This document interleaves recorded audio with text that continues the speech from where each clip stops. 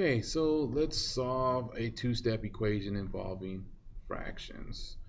So I believe there was a problem that had a fraction here and a fraction here equaling some number over here. Alright, so we have 2/5 x minus 3/5 equals 4.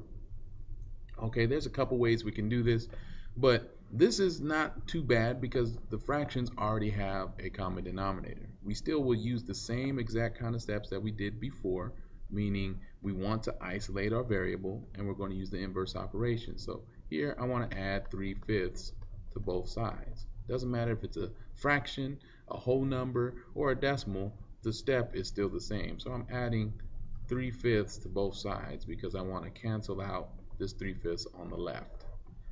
So I have 2/5 x equals. Now here is where we might have some problems. One way to deal with this is to make this 4 into a fraction and get a common denominator. So obviously if this is 1 and 5, the common denominator should be a 5. So I'm going to multiply both the top and the bottom of this 4 over 1 by 5, making it 20 over 5 plus 3 over 5. And I can add that. That ends up being 23/5. So that's what ends up over here, 23 over 5. Okay, now we want to continue isolating this variable, but it's being multiplied by this 2/5.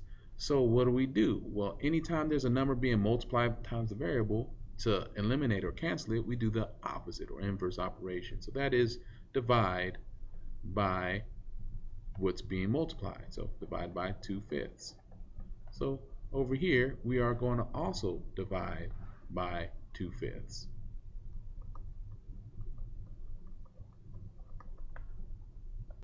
Once again, it might have been it's been a while since you dealt with fractions. Well, when we're dividing by fractions, we actually do the multiply by the reciprocal. So this problem, 23 over 5 divided by 2/5, is worked out as 23 over 5 times the reciprocal of 2/5, which is 5 over 2.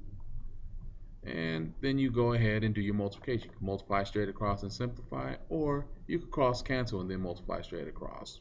Either way, I usually cancel. So I know the 5's cancel out or divide out right there, and nothing else does, so I end up with 23 over 2, and then move this down for some space right there, and 23 over 2, let's cancel, sorry, I'm kind of off right here, so cancel that out. I have x equals, so 23 over 2 is my answer over here, or I can make that into a mixed number, which is what, 11 and a half. So these are our two answers.